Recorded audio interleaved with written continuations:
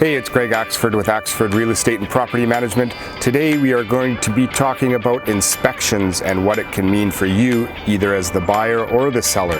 Let's get into it here.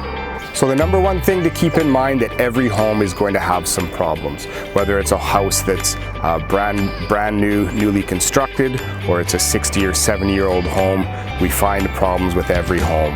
So by the time we get to the inspection process, sometimes the emotions are a little bit high, and just try to go into the process with some expectations and know that there are going to be some issues found when they do the inspection.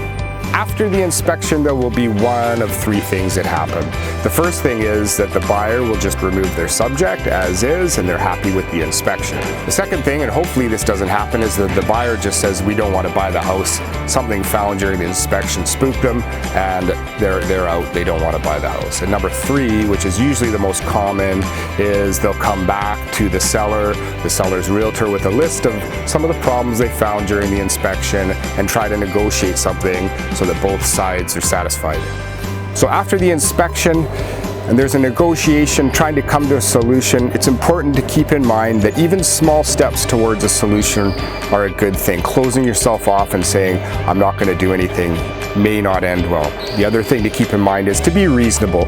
Ask yourself, if I was in the buyer's shoes, if I'm the seller, or vice versa, would I think that what they're asking for is reasonable? If the answer is yes, then maybe you found a solution there. So a great thing to do if you're selling a home is to have a pre-inspection done before you list the house. And I'm not talking a week or two before you list the house. Do it months before you're thinking of listing, so you have time if there's things that need to get fixed to address and you don't have to rush and do them. It's a great thing to do, and it may save a lot of headaches down the road. So from a buyer side, unless there's something super significant that came up during the inspection that scares you away, keep in mind, like I mentioned before, to manage your expectations. Your realtor will help you through the process and hopefully come to a solution that you're happy with to move forward with buying the house. And lastly, if you're doing an inspection, try to do it early in the subject removal period so that you have lots of time to try to come to a solution to any problems found during the inspection.